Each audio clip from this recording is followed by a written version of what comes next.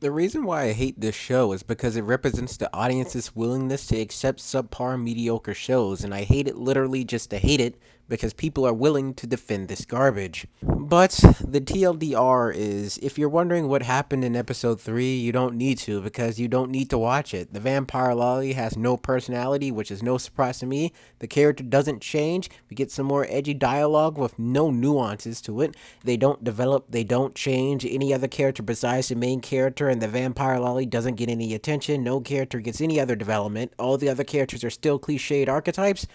While the only significant news that occurs throughout the duration of this episode is that the adventurers from the surface are going back down to the dungeon to train and explore, and that's pretty much it. While in the next episode, they're most likely going to encounter the main character, Hajime, and discover that he's alive, while the edgy dude that planned this entire thing out and did it for some stupid reason and still hasn't achieved his goal will be surprised that he's alive, and he'll probably somehow fuck up keeping the secret that he did this to the main character, which will lead to the main character inevitably killing him, including the lax character interactions that happened between Hajime and Yui, which was a bore. The combat sequences that feature Hajime and Yui fighting against enemies, very much like I said in the prior videos, always has the main character achieving absolute victory in every and all circumstances because he's the main character, pretty much elaborating on what I was saying with all the power levels and the numbers being completely valueless. Other than that, the combat was horrendous with rancid looking CGI. So during this video, instead of talking about episode 3, I'm going to vent about the world building and the character building which should have already begun developing. Rising of a full metal alchemist while picking up girls in a dungeon staggeringly continues to profoundly be uninteresting to every capacity, sporting no appeal, no character, and a loose overarching narrative that transcends disappointment. To say that this anime is awesomely bad will be an understatement to how bad it really is in context to the presentation of the show. It's as if the screenwriters blatantly steamrolled the whole fantasy setting and initial character development that rushes the narrative forward, presenting a more psychotic main character than rather the unemotional, timid survivor that has been through hell just to find more of it at the end of the tunnel. Therefore, during the duration of this entire video, I'm going to address the nonsensical world building as well as the creation and the building of our dumbest Christmas Bells main character, whose name eludes me because I don't care about it at all, nor do I give a hoot.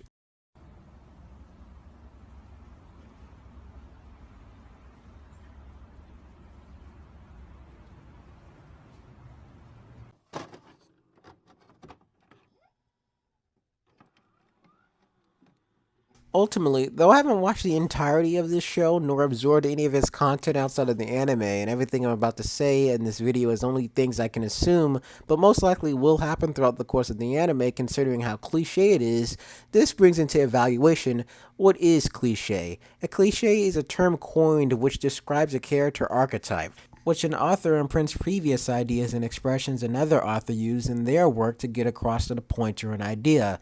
Thus, a person can come to several assumptions about who this character is and what they are about philosophically and ideological.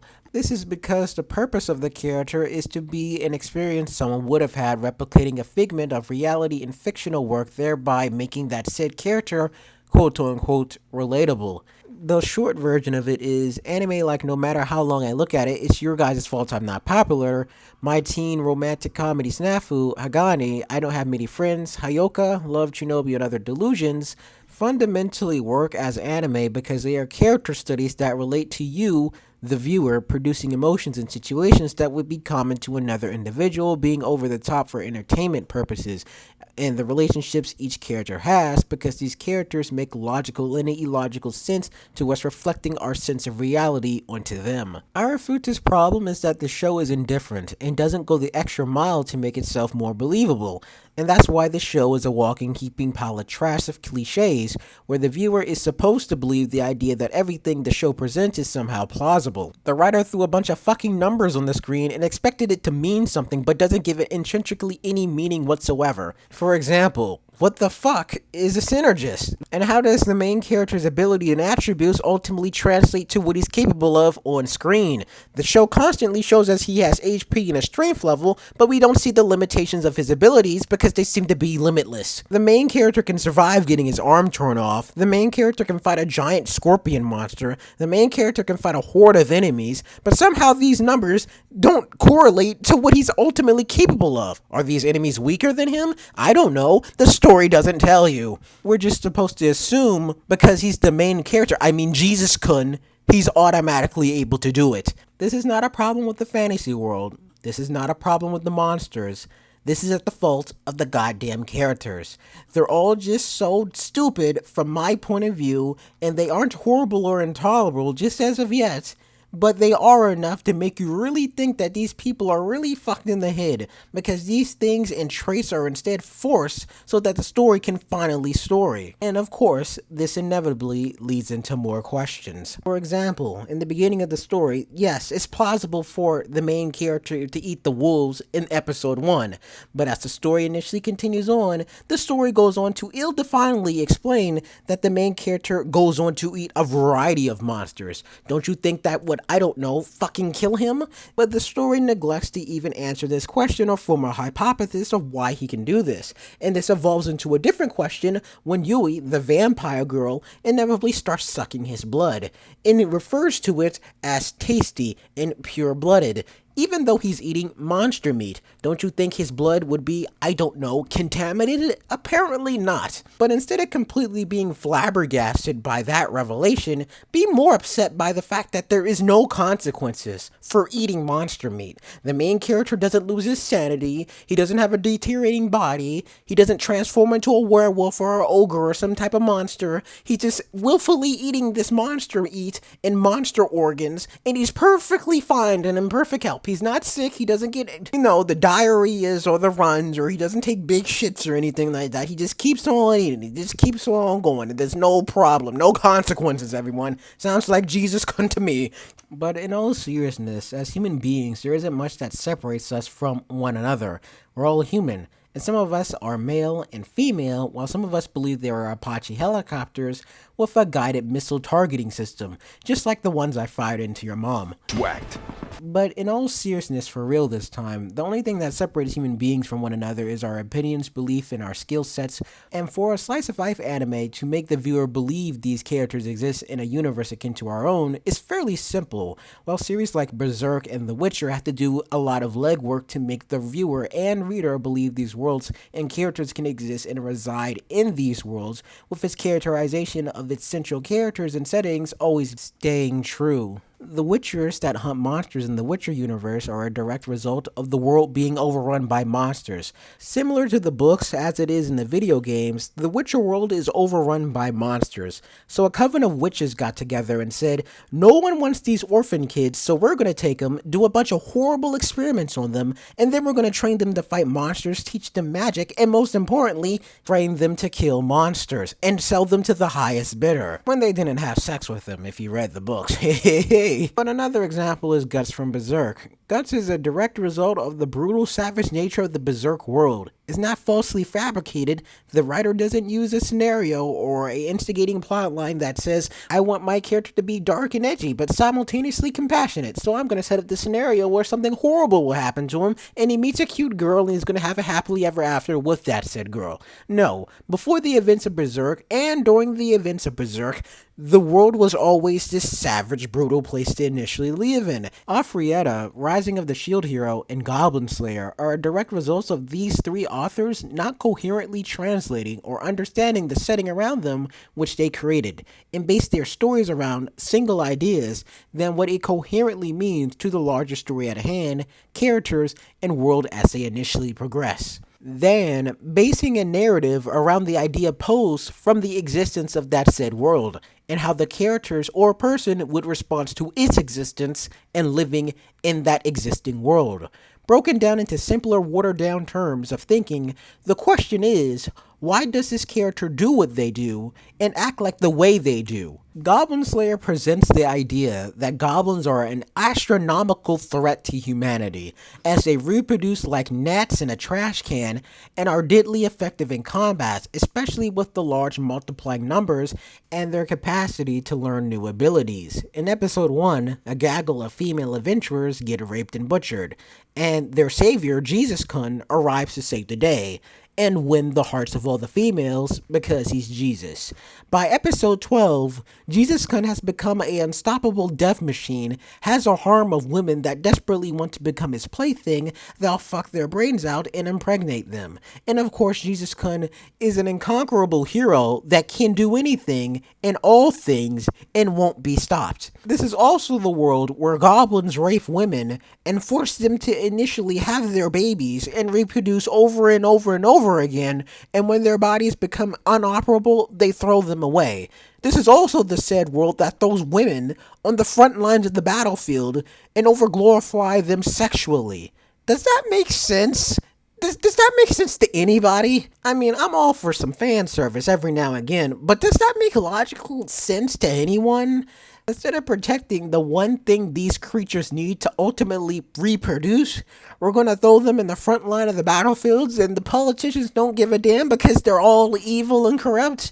Yay! Rising of a Shield Hero presents us to a world that is cold and unforgiving, showing us that the inhabitants that upheld its government system is corrupt and distort.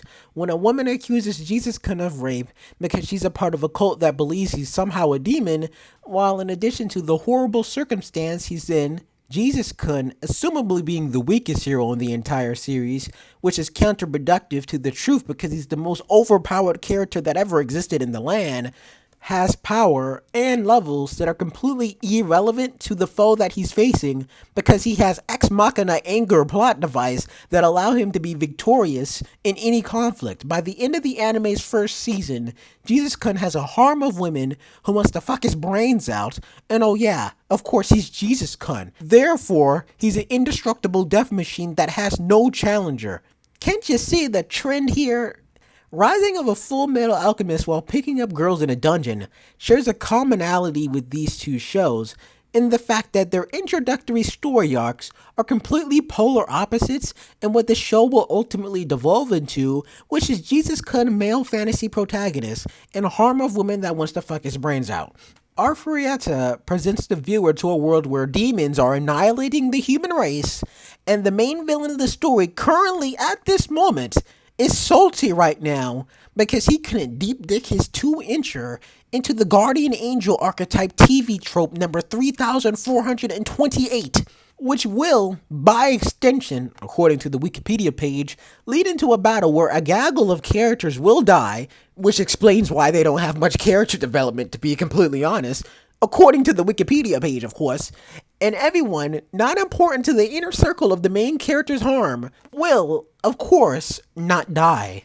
The problem with Arifureta is that things happen without much explanation, and the series doesn't do a good job at immersing the audience into the world with its faulty explanation of magic and combat system. The first 4 episodes of Arifureta is a horrendous example of Minecraft survival mode, not explaining any aspects of the actual survival portions of the story, lacking all forms of character ingenuity.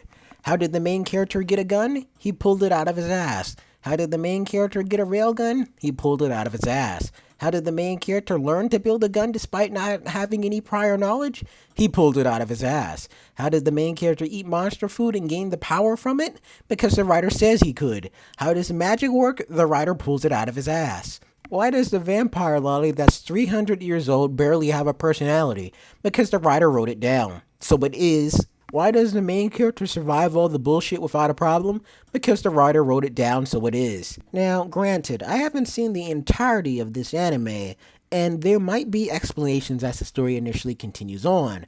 However, throughout the circumstance that the main character is inevitably in the first story arc, don't you think this is a perfect time to explain the mechanics of the world, how he's building all this stuff, how he's surviving, how he's learning about monsters, how he's setting up traps to capture monsters, how he's doing to eat, how is he surviving, how is he doing this, how is he doing that, how is he doing this. Go into detail and explain it and make it seem believable. What we get in the anime is a bunch of time skips and some tablets that make it seem like there's progress being made and that the main character is inevitably learning thing, but the problem is we as the audience aren't learning anything. We're just seeing it. We don't see him learn it. We don't see him make mistake after mistake and mistake. And then we don't see him actually succeed in doing something. He just pulls it out of his ass and bada bing, bada boom, he did it. For the entirety of the 4 episodes, the main character has been stuck in this dungeon. Instead of trying to go up, for whatever illogical reason, he keeps traveling down, and he ends up on the 100th floor in episode 3. The anime probably explains why he's hitting down, but I honestly don't give a shit, nor do I care about the explanation, because I wasn't really paying attention. Maybe there is, maybe there isn't, but when the strongest man to ever grace this hellish earth with his gorgeous looks and massive penis fell into a dungeon and began eating monsters to survive, the story automatically began being something that is not. And the show's crack especially show in episode 3 when the little lolly girl says, "Okay, I'm just gonna point this out just solely because I can, but why isn't this scorpion thing attacking them right now, even though they're wide open for attack?" And this leads into my other question. If this was anything like a Dark Souls boss or anything like Sword Art Online, why didn't the thing just drop from the sky when Hajime entered the room and just crushed him? I don't know. But I'll tell you this dialogue isn't even elevated by the fact that it's taking place in the middle of a fight sequence, so there's that. This show is just a facade of maturity. It's clear as a glass window, Hajime's main goal other than survival is to find some kind of purpose in life. Let that purpose be explored through a forced revenge plot or him having sex with a 300-year-old vampire. The core functionality of his character at the end of the day will always be to protect his friends, and he will reluctantly do so as his character is dedicated to helping people solely because the story will demonize anyone that goes against the will of the protagonist, and from the writer's perspective, no matter what, he's a hero, solely because that's what the story writer says, as Hajime is a character that can't help himself but to help people with their problems because helping others is a part of who he is. I can tell you this because I'm an older person who can see through all this bullshit, and this isn't the first anime to use this trope in a shonen-like protagonist, but the problem with this series is that it seems like it's written by a teenager without any self-awareness of what they are writing down. I will say it again. Commonplace to World's Strongest ejaculated and blew its load all over the audience in the first 15 minutes of the anime, when the main protagonist became the edgelord and failed to define its world with valueless power sets and levels that are somehow supposed to mean something, when the writer had no intention to give it any meaning. I guarantee this anime will devolve by episode 6 and feature a full-blown harem by episode 8 or 9, because this show isn't convincing enough for me to actually believe the circumstance of this world can actually exist with such idiotic characters without any personality. But that's just my thoughts on the entire matter.